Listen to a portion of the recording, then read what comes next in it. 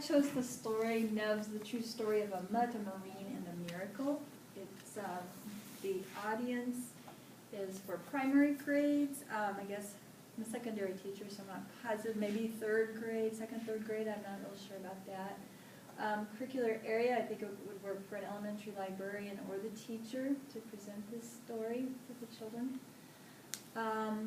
Standards, I wanted them to ask and answer questions about key details, employ comprehension strategies, including making predictions, making connections, visualizing, and making inferences.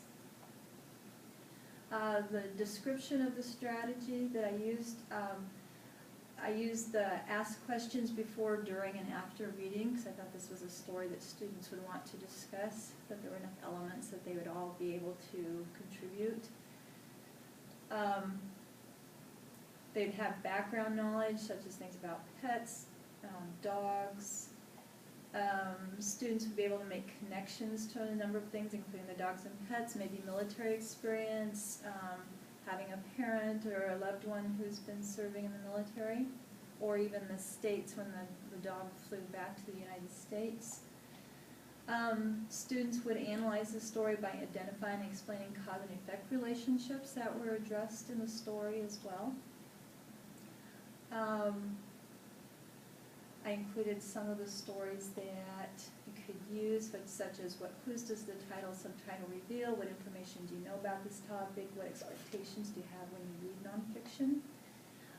Some questions that you might use during the reading process.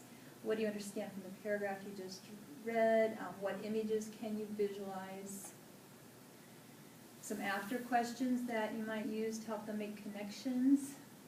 How did the author reveal descriptive information? What cause and effect relationships were revealed? And connections did you personally make to the story? The web application I used was Bubble Us. I guess I'm not sure how it's pronounced. It's similar to Poplet. I considered Poplet, but then if I ever tried a different one. So you could, I chose it because it would display the questions in a colorful way. It was pretty easy to use in color code. So I thought it would be a nice visual way for the students to see the questions and visually keep the before ones, during, and after questions separated. I also considered using Wordle to create an image with the students' responses after they respond to the questions. I thought that might be fun. And the sources I used was Bubble Us. The Journey North was the site where I found the reading strategy.